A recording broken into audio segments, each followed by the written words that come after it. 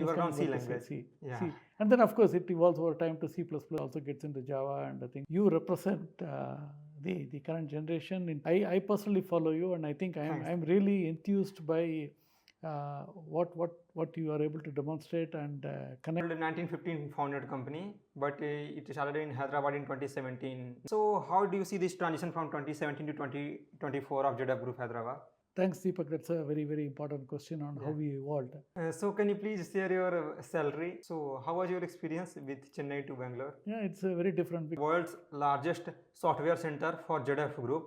So how it started in 2017? We can get a good software engineer to build a software. We can on embedded software development. Okay. So what? And every challenge bring a new opportunity. Exactly. Yeah. So challenge is an opportunity for us to grow. Yeah. But we will everybody, the college life is always a very memorable one. Yeah. Deepak, because with no TV and no mobile phone, switch their career at every 1 year to get a good hike. So I think.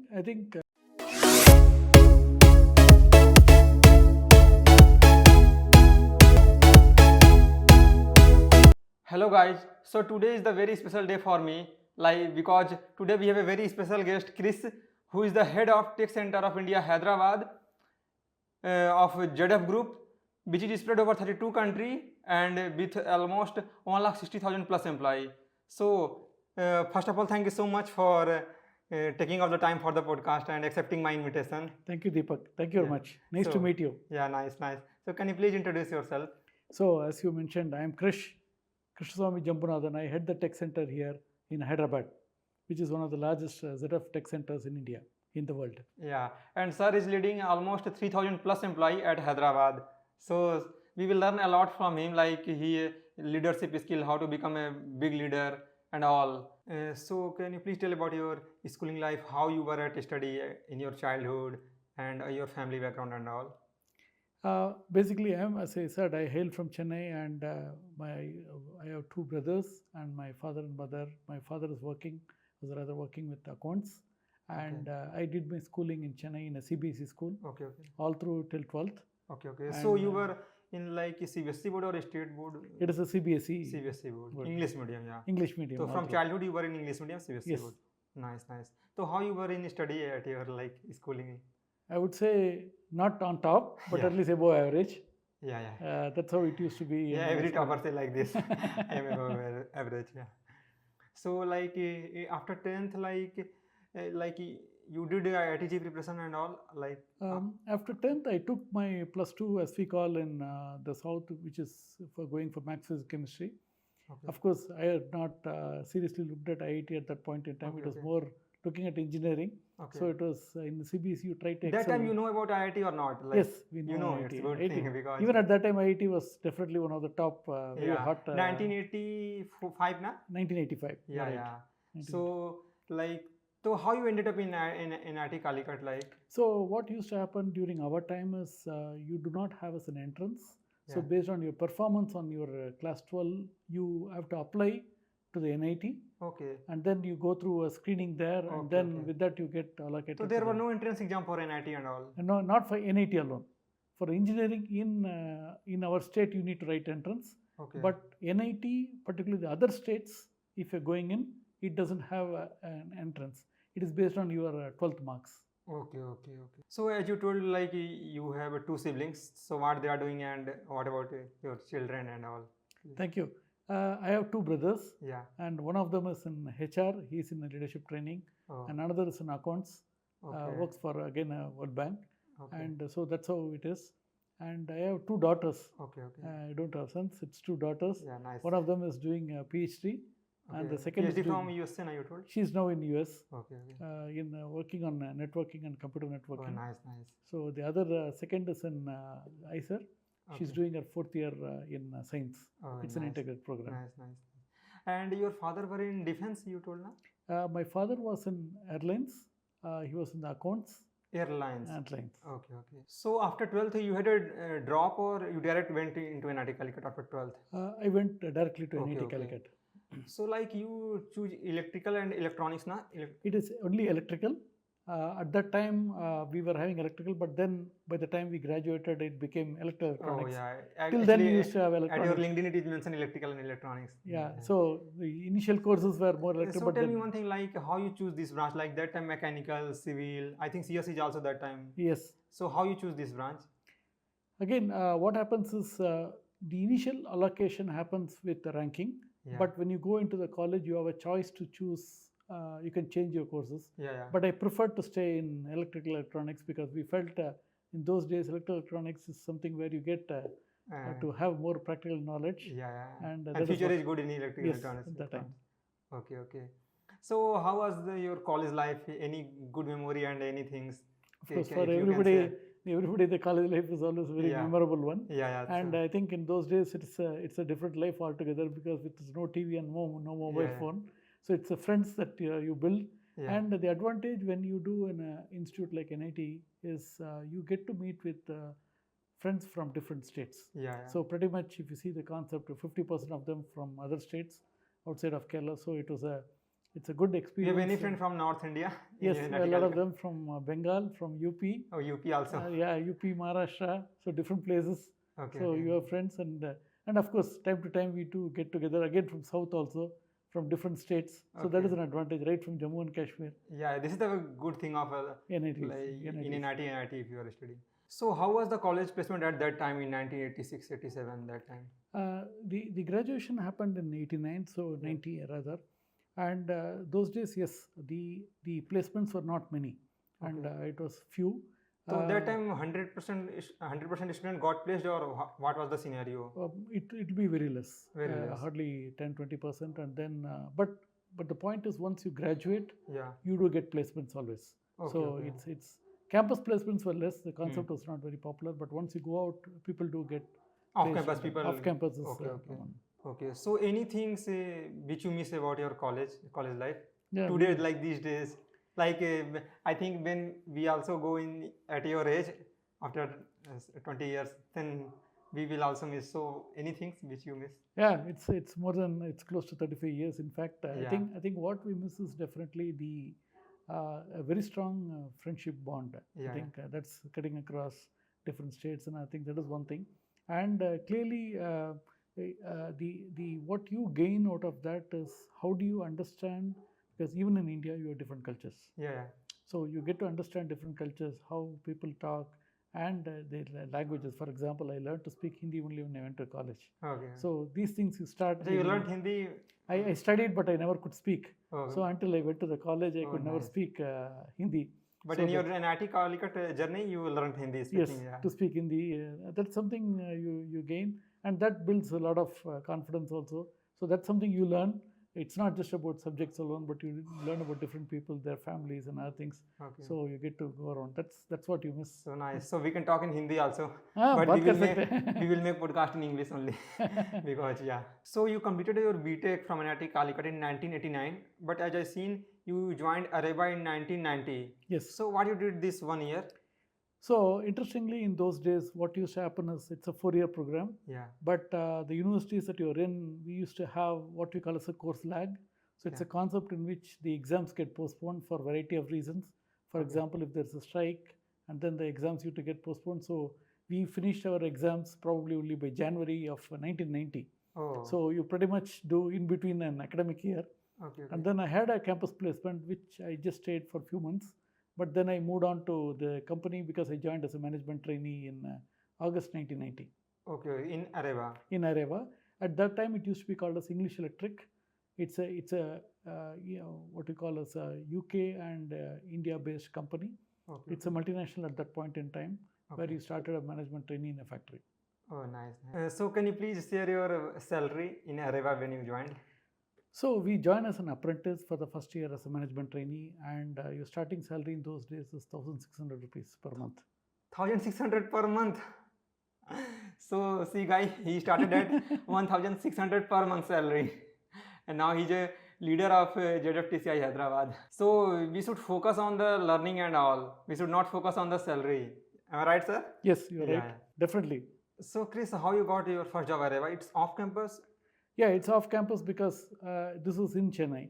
So you And, got this job vacancy in newspaper, or how you went walk-in interview, how it was? Yeah, I think I think it was at that time sort of an reference or ad. I'm not too sure. Okay. And I joined as an off campus, but then on your induction you joined as a management trainee. Okay. Which means it was like So a you fresh worked here AREVA almost 8 years. So what Yes. was your learning and all? Share your experience of those 8 years. So I joined as a management trainee in a relay.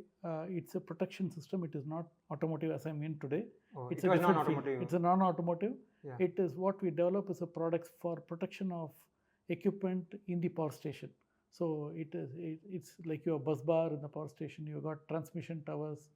It is for Okay. protecting that, and it is called as relays and protection systems. Okay. And I started there initially as an R&D. So what you come across is, one is a complete product development. So you also bring in products that are there in other countries, but at the same time you also develop local products. But more importantly, it teaches you how to work with different departments, working on production, getting a product out, making a pilot batch, things like that. So the learning is completely in a development for a product development space. Okay. So in this 8 year, have you worked on any software like? So what used to happen is, just like what you see today, the initial products are very electromechanical. Yeah. Okay. And over a period of time, what you also get exposed to is microprocessor based systems. And at those time, it is still an embedded system. So you work also on embedded system, which means writing software. And you do have on a system called as real-time operating system called as Nucleus. Okay. So things like that you work on, because the products are also getting more and more automatic at that time. Okay. And then you have SCADA control systems, which runs the back end of the substation. So these things happen at that time also. Okay. And that's how the introduction to the electronics and the software comes in. So after working almost 8 years at AREVA, you moved to in 1998, I think, in Visteon software. Yes. So how you got this job? Like today we are getting job through LinkedIn, like other social media, Naukri.com and all. So how you got this job?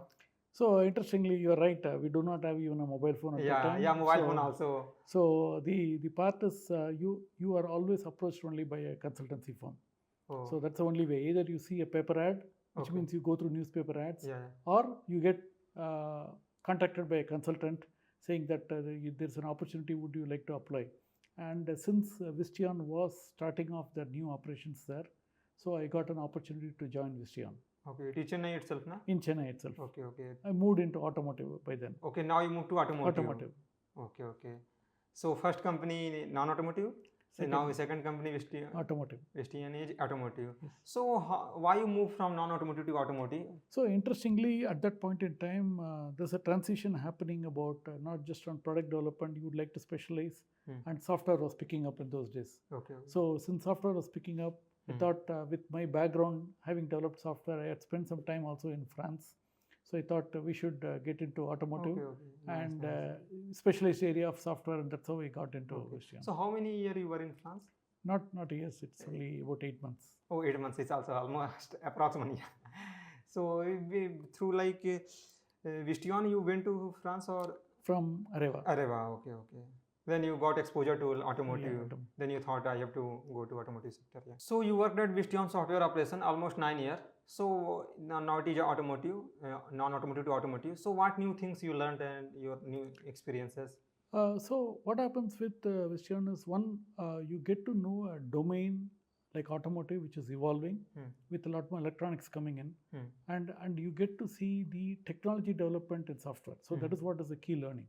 And secondly, the exposure is because these products are something that are being launched globally, which means you get a much more global exposure of what products we develop and how are they being received by the different consumers globally. So that is, it became more global in terms of what you get exposed to, including the software development processes. Okay. So that is what is exposure when you get into Visteon sort of company. Okay. So here at Visteon, have you worked on any software and all? So basically, the whole development is happening on embedded software development. Okay. So what happens with the embedded software development is, at those days again, we have a real-time operating systems, which could be a proprietary. In most cases, it's something that internally we have developed and work on that environment, which goes into the products. So these software gets embedded into the products or the modules that we are having.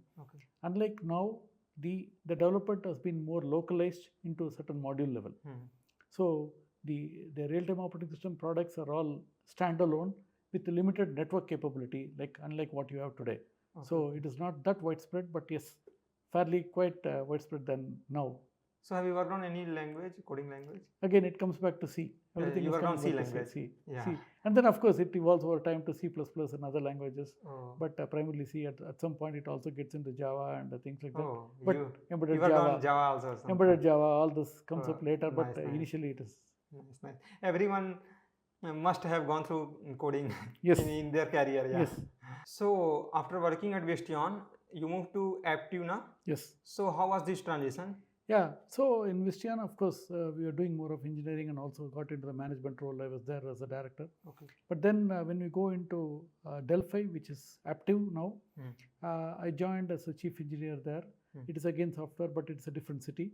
And working on a different. Bangalore now? It went to Bangalore. So now you moved from Chennai to Bangalore. Bangalore. And there it is, of course, the domains are not very different. It is still automotive, and then you work on the same areas. But then the different customers you have, and then it's more on infotainment and driver interface, which is on the clusters. So that used to be the responsibility. And over a period of time there, we also responsible for the product for the India market also. So that is something that started developing over there. So now you moved to Bangalore, so it is 2011 na? Yes. So how was your experience with Chennai to Bangalore? Yeah, it's very different, because when you go into Bangalore, what you see is everybody with a tag, and it's all software industry. So you live through a bigger city, which is, of course, it is not as crowded as it is today. But at 2011, it's still quite crowded. So, and that's how it is very different and working, and it's much more cosmopolitan, because you have people coming from different states and parts, different languages. So that part comes into But today Bangalore is too much crowded. So after working at Aptiv almost 7 years, you moved to ZF. Yes. So how you got this job? From this time from LinkedIn or what? No, again, I was contacted from people in ZF to see if I'm interested to look at this place, because they were starting up there.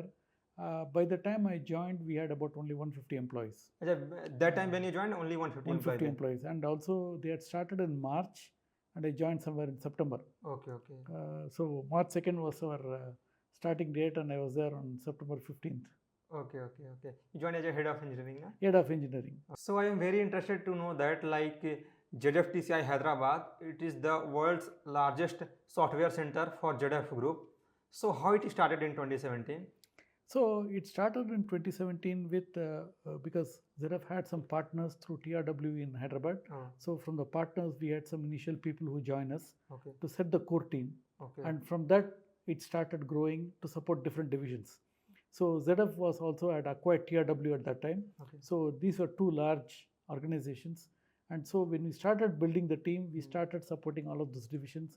And that started the growth story for ZF in Hyderabad and in India also for technical sector. So as ZF Group is a very old 1915 founded company, but it started in Hyderabad in 2017. Now recently completed 7 years of anniversary. So how do you see this transition from 2017 to 2024 of ZF Group Hyderabad? Thanks, Deepak. That's a very, very important question on how we evolved. Because when we started in 2017, we had about 150 employees starting off that year, 50 initially, and then by the time we finished 2017, we were close to about 300 employees. 300. So this is sort of a core that started building on from 300 to over 3,500 today. Nice. So the thing is, when we started, yes, it's in a probably a floor or two, you start expanding. We of course had a unit 1, as we called it at that time. We grew to about 1,000 people over there. Then over a period, we started getting into another unit close by, and eventually to a third unit. And so as we started growing, we also felt that at some point we should get into one location. And that's how in 2022 June, we moved into this location, which we are in current. So at about 300,000 square feet, we have consolidated all our operations into this. And that's how we are in. In terms of capability and what we have been doing is, yes, initial couple of years has been more of doing a task that is being assigned. But then post-COVID and other things, the partnership started growing. And what you see today is really people having a lot of responsibility on what we can execute programs by ourselves, and ownership in terms of domains. So that has started growing into innovation is something that we focus a lot on. We work very closely with some of the top institutes. We work on partnerships with startups. So it has evolved from being a center which is working on a task to a point where we are into innovation. We are trying to work on continuous improvement. We are being a very key player in R&D globally, and working within India with other tech centers both in Chennai, Pune, and Coimbatore. Oh, nice. So that's how we have evolved. Yeah, this journey is very inspiring and very interesting. Yeah. So in these 7 years, which is the major challenge which you faced, and when any new challenge came in picture, then how you tackle with those challenges, because you are leading a big team like 3,000 plus. So can you please tell? Yeah, I think we, as we said, we started in 2017, but in 2020, almost the same time, March, we had a COVID. So yes, it has different challenges for everybody. Everybody went through that challenge. But what was significant for us was we had just started off. It's just a 3-year-old company with about 1,400 people, and we had to deal with COVID, where we were not having the necessary infrastructure to move things, but then we had to work overtime. With the help of government support and others, we had to move the work home. So we started working from home within 3 years, because till then we were just building up, and we had also not been familiar with the work from home like everybody else. Right. So going through that, I think the biggest thing is changing the challenge into an opportunity, because we had a great leadership team. We realized the importance of diversity with everybody pitching in to support. It was really a teamwork obviously. that has helped us grow. In fact, from the time the COVID to the time now, then we also doubled, which means it changed how you look at India and the tech center. So that's how the challenge became an opportunity, because we were able to have teamwork and we were able to evolve. And resilience is a word that I use, which means the adversity is there. How do you really come out of that with a resilience? That's been constantly. Yes, every year you do have challenges. It could be challenges in terms of operations, program execution, or anything. But constantly, like for example, last year our focus has been how do we really build more and more program execution? How do you work with partners, taking use of their facilities? So these sort of things is what we have been evolving and working through that. Yeah, nice. And every challenge brings a new opportunity. Exactly. Yeah. So challenge is an opportunity for us to grow. Yeah. So how do you see at leadership? Because for like heading a big organization, you need a great leader first of all, because we can get a good software engineer to build a software, we can get an operator to run operations, but if we don't have a great leader, then everything will fall apart. So what is your opinion on this? You're right. I think the leadership part is very crucial, and I think the foundation for that is what you start in the career.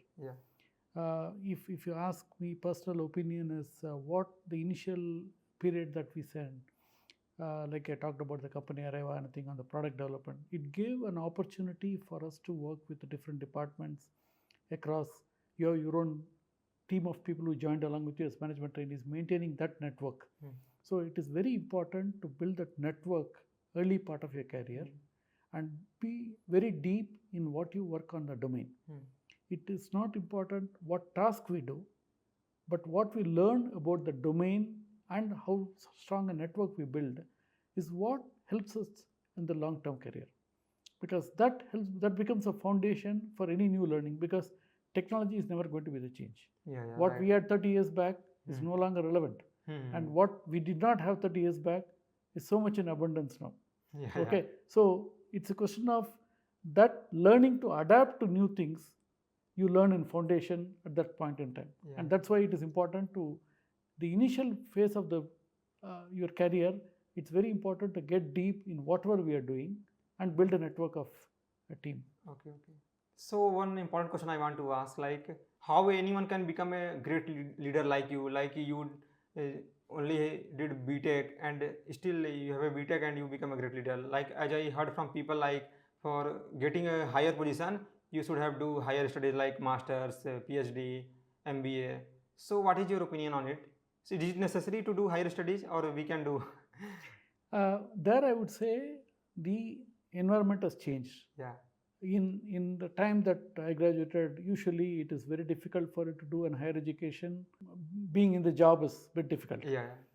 part-time was very limited, opportunities were less. But what we need to look at is educating ourselves is always very important. Yeah. Doing post-graduation, beyond that, doctorate, anything. But the advantage now is I do not have to change my job to do any of that. Yeah. So what we should take advantage is the advantage of distance learning in terms of how we can use the current, and COVID has taught us to work on that method. Okay. So that learning is always useful. Okay. But what is very important beyond that learning is how do we apply that knowledge in a way that we can be successful, and more than when we say we are being successful, it is a question of making others succeed, because at the end it comes back to teamwork. Yeah, right. So education helps you to excel the knowledge by working individually, but how do you apply that knowledge in a team and make the product is what is really makes us successful, and that's when that comes up, because everything is not on a textbook, and that's what you learn. So advantage today, I would say, is a tremendous opportunity to continue learning without impacting what we do on a day-to-day work, and I think that's something we should take advantage of and continue learning. But at the same time, what we should realize is that by itself is not sufficient. It is good, but beyond that, we should be able to build a network, work with the team, learn more, and help others succeed. Yeah, you explained very well. Thank you. So according to your opinion, what leadership qualities should a person have so that he can become a great leader?